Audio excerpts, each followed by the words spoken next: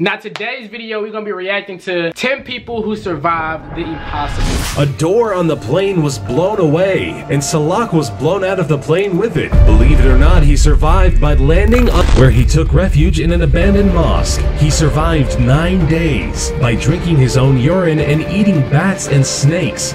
Eating bats.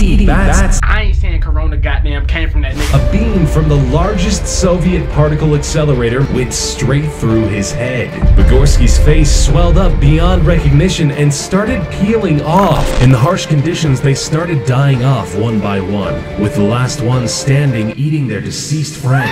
Let's have a discussion real quick. Do y'all feel like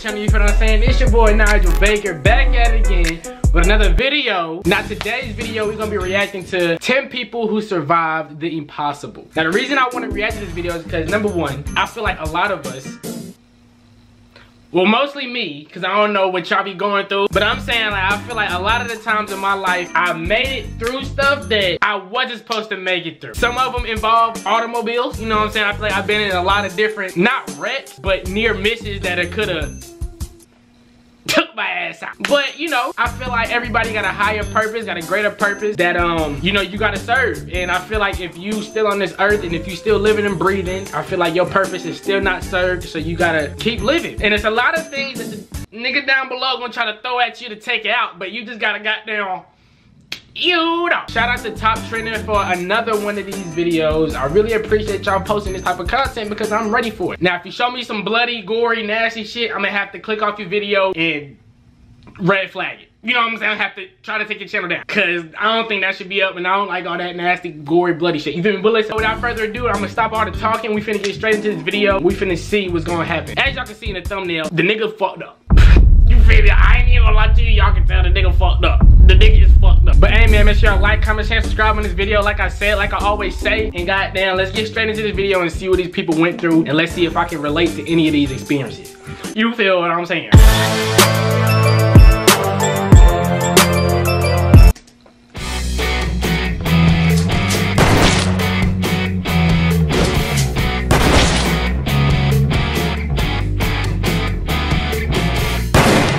Okay, they don't gotta do all of that. 22-year-old Vesna Volovich did the impossible when she emerged alive after a 33,000-foot fall, entering the Guinness Book of World Records for surviving the longest fall without a parachute. Volovich was a stewardess on an unfortunate Yugoslav Airlines flight from Copenhagen to Belgrade, during which the Ustash...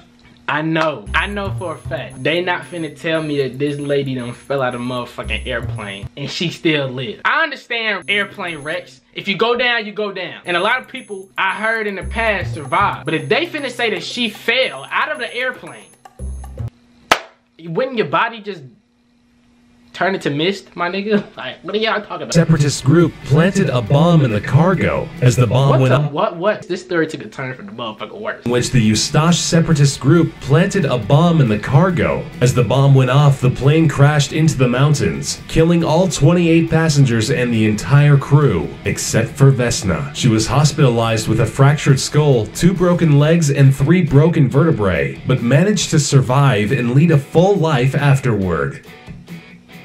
Croatian music. Okay, so bruh fell, not bruh, but she crashed. Okay, I thought she just straight out jumped out of the airplane on some Mission Impossible type of shit. Croatian music teacher Fran Selak has had more than a few meetings with death and survived all of them. Reaching the age of 85 was not a smooth ride for Salak. At the age of 33, a train Salak was on flew off the tracks into an icy river, killing 17 passengers, but not him. With a broken arm, Salak survived this close call, only to find himself in a plane 1 year later flying across Croatia. A door on the plane was blown away, and Salak was blown out of the plane with it. Believe it or not, he survived by landing on a haystack. Only 3 years later, he was on a bus. Okay. I don't mean to keep pausing this damn video, but Salak, you just gonna have to walk places, my nigga. Straight up. Obviously, transportation ain't rocking with you. I mean, you probably sleep now, but I'm just saying. 3 years later, he was on a bus, which plunged into the river and killed 4 people. But, of course, not him. At the age of 41, the fuel tank in his car exploded, but he managed to react in time and escape certain death. Yes, a lot. Hey, if you still with us, walk, my nigga. Like, all of this is just telling you, walk. You walk to wherever you gotta go. And the same incident unbelievably repeated itself just 3 years later. 20 years after that, Salak survived one more car explosion and another bus accident, only to win the lottery and become a millionaire in 2003. This cannot be true. I just feel like at the end of the day, death was just like, hey bro, I'm trying to take you out, but you survived everything I'm throwing at you. Let me just give you some bread. You feel me? This nigga that nigga. He is truly the most lucky person of all time. Stella Maris College's Old Christians rugby union team from Uruguay had a mountain peak named after them when they tragically crashed into it while flying to Chile to play a game. The Glacier of Tears killed 12 people, leaving the others roaming through the vicious Andes on a temperature of 30 degrees below zero. Running out of the scarce food reserves they had, the survivors lost all— Why they gonna do that to these niggas? Like, y'all niggas know damn well they ain't had no refrigerator. And y'all gonna put one apple in the refrigerator. You feel me? Like, come on, they ain't gotta do it like that. Like, y'all know the story, don't put— come on. At this point, y'all just being disrespectful. If you ask me. Hope when they heard via radio that the search for them had been called off. In the harsh conditions, they started dying off one by one, with the last ones standing eating their deceased friends in a desperate attempt to keep I ain't even gonna talk about that. living. 2 of the bravest people managed to reach Chile on foot and inform the world that a group of 16 people were still out there, having survived an incredible 72 days. Anatoly Bugorsky worked as a researcher at the Institute for High Energy Physics in Prodvino. While checking a malfunctioning piece of equipment, a beam from the largest Soviet particle accelerator measured at about 200,000 rads went straight through his head. Bugorsky's face swelled up beyond recognition and started peeling off. The beam burned through parts of his face, his bone, and the brain tissue underneath. Astonishingly, although only 500 rads would normally be enough to kill a person, Bugorsky survived. His intellect was undamaged, and he continued his scientific career with much success. He did, however, lose his hearing in the left ear, with that side of his face remaining frozen due to the destruction of nerves. Roy Damn. Sullivan was a ranger in Virginia who made it to the Guinness Book of World Records by surviving being struck by lightning 7 times. I think I heard about bro. Hey, if you still alive, bro, you that nigga. Hashtag Thor. You feel me? Hashtag Thor. Strike did leave him scarred through. The lightning left him with minor injuries each time, such as the loss of a toenail or burning off an eyebrow. But some of the incidents had more serious consequences, such as setting his hair on fire, searing a shoulder, or leaving him with chest burns. Ironically, after a series of miraculous survivals, Sullivan ended his life at the age of 71 by suicide, apparently out of reasons unrelated to his bad luck when it comes to storms. I know I made that joke about Thor. I take that back. You did. I take that back. You feel me? R.I.P. R.I.P. my nigga. But at the same time, I don't, bro, come on. You survived all of that, bro. Don't, come on. R.I.P. my nigga, though.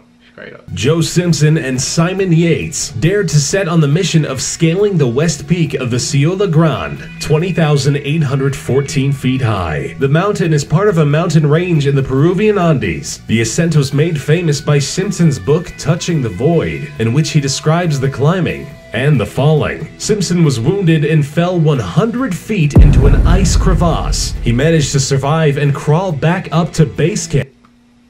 I just caught that. Bruh said crevasse. I might just be illiterate, or this nigga might be dumb. I thought it was crevice. Like a crevice, if you fall through something, it's a crevice. This nigga said crevasse. I might sound dumb as hell. It took him 3 whole days.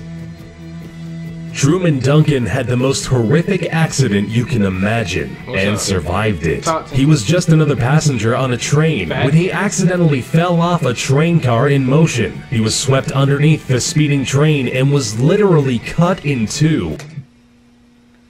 Okay, first of all, here y'all go with the pictures, bro.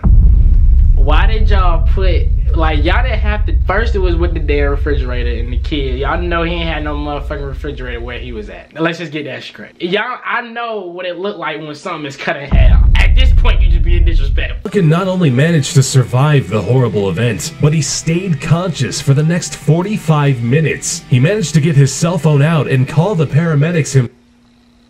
How you get your cell phone out? So he had to crawl to his body, to the other part of his body, because if he got cut in half, it means his top half was his shirt and stuff, and his bottom half was his pants.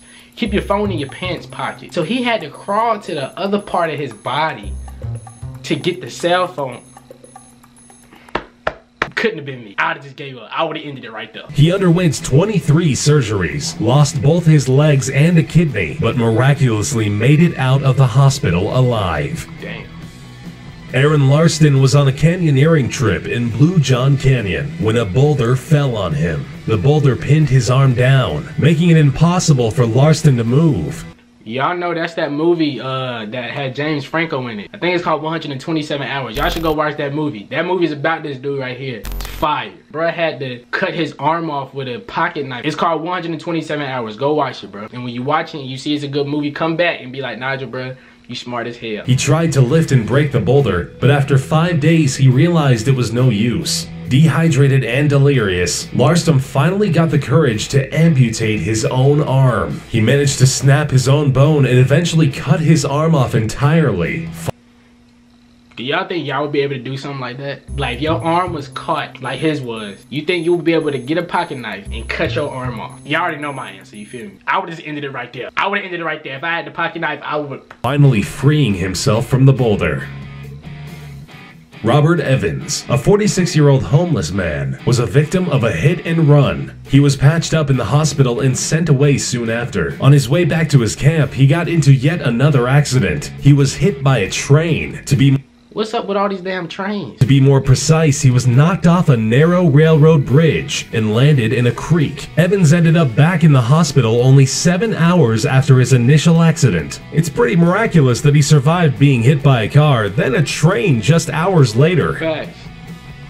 Mauro Prosperi took part in a 1994 marathon called the Marathon of Sands. Taking place in Morocco, the marathon I would never be in this situation because I'm too fat to be running all of this stuff. Y'all can have that. was unfortunately swept away by a sandstorm, which caused Prosperi to lose his way and left him stranded in the desert. Running in the wrong direction, he ended up in Algeria, where he took refuge in an abandoned mosque. He survived 9 days by drinking his own urine and eating bats and snakes. Eating bats. Bro was eating bats.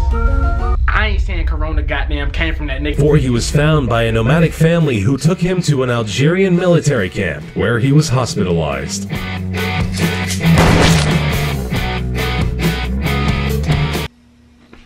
Let's have a discussion real quick. Do y'all feel like when all of this stuff happened to people, it's just bad luck? Or do you feel like people like do bad stuff and it's bad karma coming back to them? Because it's like, for me, I try to live as good as life as possible because I don't want to get hit by no train, thrown off the bridge, thrown into the water, and then get hit by a car. Fall out of, I don't want to go through all that. I'm cool where I'm at. So I try to live as good as life as possible. You feel what I mean? And I just feel like, you know, just being a good person is just like, nigga. But nah, man, that's the video. I appreciate y'all for coming to this video and watching me. I really do appreciate y'all for leaving likes on my videos and subscribing. I hope y'all staying safe through all of this corona. Make sure you wear your face mask. Make sure you wear your gloves and all that stuff. Don't touch your face like how I be touching my face. I be touching my face like crazy. I probably already got it. You feel what I mean? I'm just playing. I don't want to have this already. I'm just playing. Nah, man, thank you for all the love and support. And we'll be back with more videos. I appreciate you. Make sure you subscribe. We out.